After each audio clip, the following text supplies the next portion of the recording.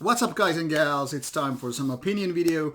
This time very recent topic which I kind of figured out on the fly when I was reading Facebook. Now, earlier this week also I had a discussion about labels, metal labels in particular, and royalties and how bands get their share of whatever. I mean, they, after all, that is, labels do CDs, vinyls, tapes, DVDs, Blu-rays, well, not really, but anyway, merchandise and all kind of stuff. Everything basically from shirts to patches to pins, refrigerator magnets, and you name it. But most of all, music.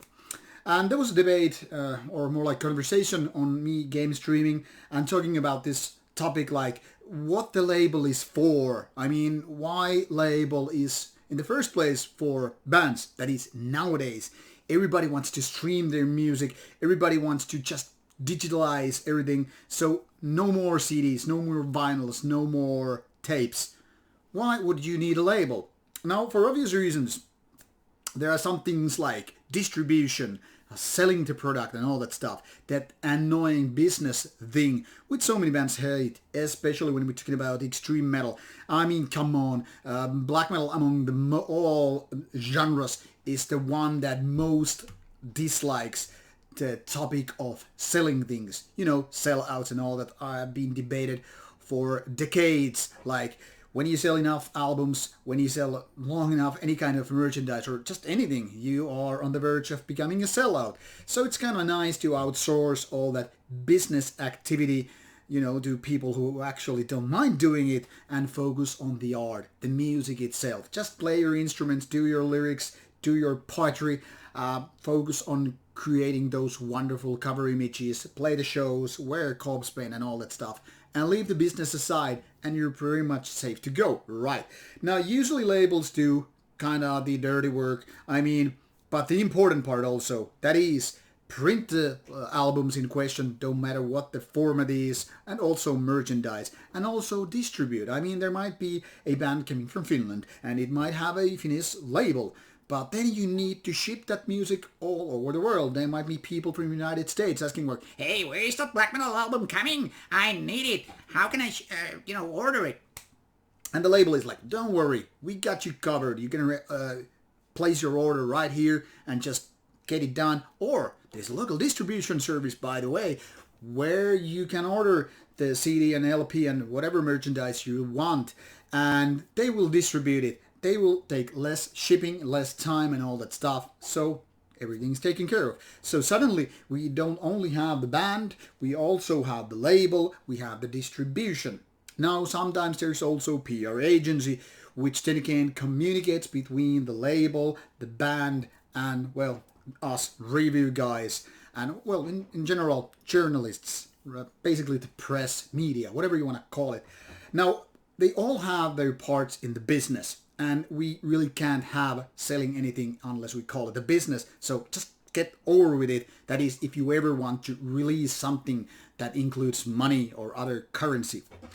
But that is, I mean, all these rules apply when you are moving physical products. Now, I happen to work in game industry and other IT related stuff. So in our industry, it is often called box moving, when there is this distribution company which basically ships the product and, imports it, that is, and then sells it like wholesale and all that stuff. They really don't do marketing, they really don't do promotion, they just move boxes. That is, let's say there is this American company or label which takes this album, for instance, and it starts to sell it.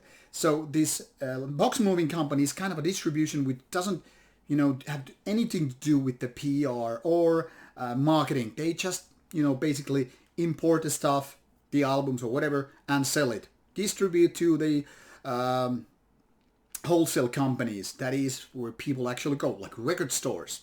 Now, if you remove this big part of the business, that is this importing company, this box moving, then you would actually have to buy all the stuff from, abroad.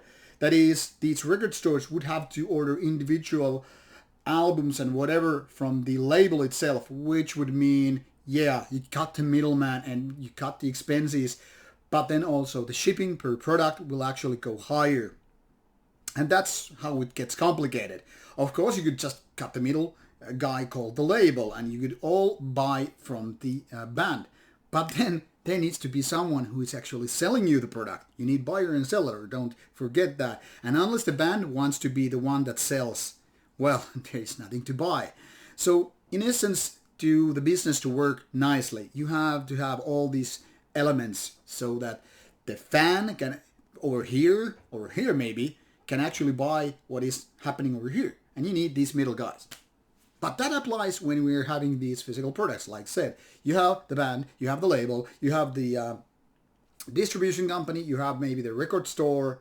And even if you don't buy your stuff from the record store, even if you order them online, you still have either this distributor or labels or online shops which take care of that stuff. So basically, you can remove only 1 or 2 steps, but still rarely the business actually works with only bands and fans existing. You need those labels and stuff like that. But like I said, that only applies when you're talking about physical products, right? So what happens when you just, release your music digitally? That's a no-brainer. I mean, you click your Bandcamp site. There is this band, yay, and then there is this artist, fan, who wants to buy the stuff from the artist. Simple as that. You just click. Well, technically speaking, the Bandcamp there is kind of a label, or actually it's like a platform, but what it's essentially doing, it is becoming this kind of a distribution service. Not so much maybe a label, but it's kind of the middleman, once again, who takes the cut from the music. And of course, the bands can always push their music to streaming services such as Spotify, Apple Music, and whatever. And, well, you can pretty much do it. But you really can't do it just like that. It's not just one click away. You sign up for something and there it is. You need to upload the music to some services. You probably have to read some agreements and whatever kind of papers and deals and stuff like that. So usually it's just easier to pay some company who then uploads and make sure that every piece of information is correct. That is given if the band actually has all those information correct. So once again, you have a middleman doing that stuff, and well, as such, it's taken care of. For example, a friend of mine who has a band decided to push all his stuff to Spotify and all those services, including maybe YouTube and places like that. So basically people can just listen to the stuff on YouTube or buy it from Bandcamp or just stream it there. Anyway, you have the middleman. And my friend told me when I was asking which company he used, and he mentioned something that actually takes care of all this uploading stuff. And once again, middleman. But it costs $20, 20 euros a year. So not too much. I mean, you don't have to sell much to kind of cover the expense. But nothing is free. There's no free lunch in this world. If you don't know what I'm talking about with this freelance thing, it's all over Wikipedia or whatever. Just type, there's no such thing as a free lunch. Now, when we're talking about digital labels then, what is their position? Labels then again obviously take a big share, so-called lion's share of every album they're going to release. Let's say a label wants to push 1,000 albums. 1,000 albums is then printed and be ready to be shipped all over to the distributors, maybe other labels, wholesale stores, and all that stuff. What's the band's share? Well, maybe with a good deal, you get some 20%. That is of this CD or whatever format it is. You don't get that money. It's not like 20% of the money. Haha, you're kidding. I mean, once upon a time, I remember reading per every $20 or 20 euros, what the CD used to cost at the record store, the artist would get €1, and that would be a good deal, like with a Madonna or something like that. So usually, you don't get actually rich with selling CDs, and that's not even the point we already discussed with that the sellout point. But let's say you just get the 20% as CDs. Often it might be even less, like 10%, 15%, something like that. So at least you get something out of the deal. You then know that the label is pushing your album because after all they invested the money and time and effort to do the covers and printing the CDs, album, vinyls, whatever, and then they're pushing. They need to cover the shipping cost, maybe even do some kind of PR or outsource the PR to a PR agency guy who then again knocks to the doors of the reviewers and journalists like, hey, you want to review this stuff? We might get you some files or maybe in a physical product. That's what I do. And all that stuff. So it sounds very simple. And basically it is. Band gets their 10 or 20% of the deal and goes home with their CDs and vinyls and say, hey, it's done. We recorded the CD and now we can just forget it and start focusing on making new music because the label is taking care of everything else. Well, in a dream world, that is very much true. But that's not always so simple. And after all, the band can still focus on, doing gigs and tours or whatever, selling merchandise. So they can actually get a little bit of money from that, apart from still, doing their stuff. That is art, creating music and all that stuff. So everything is nice in that beautiful kind of a utopian world. But what happens with the digital releases? For example, earlier this week I encountered a label, which I will show you quickly here. This is In Shadows Enthroned Records or something like that. And, well, they were basically saying that they're looking for one-man projects and depressive, suicidal type of black metal ones, but especially one-man bands. So that is technically, these bedroom projects. And I was wondering, what the fuck? I mean, what's the reason for that? Then I was like, okay, bingo, it's right there. These kind of bands, well, solo projects, don't really cost money. First of all, they probably record the stuff at home, so they're not asking for a studio budget. Secondly, well, if it's kind of this kind of solo project, which is not too shabby about the production in the first place and all that stuff, it's quite easy to handle. So it doesn't matter if the audience is marginal because there are very, very limited amount of money needed to put this all that stuff out. I mean, if you're only doing digital distribution, digital label stuff, you don't have to pay money to, print the CDs, vinyls, tapes. You don't have to worry about shipping costs. It's all over there.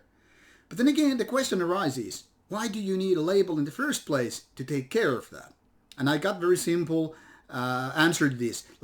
Some bands don't want to spend their time, on Spotify or whatever, to figure out where they need to contact and which artists they need to, check out and what kind of deals, blah, blah, blah, blah, blah, in order to get their music on Spotify or Bandcamp or whatever. And it's like, it kind of makes sense. I mean, people are, after all, lazy. And after all, if you want to just put your effort into creating your art and you don't want to waste your time on checking how do I get my music on Apple Music or how do I get my music on YouTube, well, it's easy to just, pay somebody to do that. Now, I have absolutely no idea what kind of deals there are, but I mean, if usually the band gets 20% of the deal, this should be way better. I mean, maybe 80, 90% of the deal. And if not, it's a fucking robbery. I mean, after all, what work the label is doing in order to get your music widespread. So that is kind of a tricky thing because, I mean, after all, even if these labels would promote the music, sending links to reviewers, journalists or whatever, that's it pretty much. You don't have to send anything. You don't have to, pack some CDs, maybe attach some stickers and flyers and, whatever. You just click a couple of emails. I don't mean it's not work because obviously it is and it can be quite time consuming. But really the thing here is it's very, very little work compared to those actual labels who actually do everything here physical and who actually have to cover the, everything from shipping to printing and all that stuff. So it makes me wonder who needs digital labels. And first and foremost, are they actually some kind of I don't want to say fraud, I kind of slipped it, but I mean, are they just, take your money and your art and take a little bit of cut for nothing, basically? To be honest, I don't know. I haven't seen any of these digital labels in action. I mean, in a serious action, like something special is going to happen. More like it might happen or it might not happen. Now, the thing is, this is kind of in my opinion, kind of a ridiculous situation. Because back in the days, labels had more worth when they actually had to do everything. I mean, they even take care of, bands getting on these tours and whatever. They were treated like royalty. They were treated like kings. Hey, like Ozzy and the rest of the Black Sabbath. Hey, come here. We have you piles of coke. We have fancy clothes. We have those fancy cars. We have even girls waiting for you on the backstage. Nowadays, what have you? Yeah, and nobody buys CDs and vinyls anyway. So go piss yourself. Nobody cares. With digital files, hey, you're a one-man band. You're recording your music with a phone and you have only one member, right? You don't need to go to studio or anything, right? So can I, sign your band? I don't know, maybe you get 20% of the cut from Bandcamp, which also takes a cut. So basically you get like 50 cents per every $10 or so. How about that? Sounds like a nice deal. Well, that's all my rambling, all my musing. I really don't get it. I don't get digital labels unless you actually get a really nice specialty deal. Like if that label actually gets you on tour, gets you someplace. But then again, if you're a one-man suicidal bedroom black metal band, you don't even want tours. You don't want even gigs. You're just happy that somebody cares about your shitty music. All right, enough of this rambling. But what do you think? Would you sign to a digital label if you had a band? If you have a band? Or is it just nonsense? Is it just robbery, fraud, feud, whatever? I don't know. Interesting. I'm interested in your thoughts, so put your comments in the comments box below. Or join us for Discord from some chat. There's plenty of stuff I want to discuss about labels, but that will be happening in the next video or next after that. Later on anyway, take care and remember to post in the comment section if you have any opinion about this matter. Take care and enjoy some good metal. Rauta out.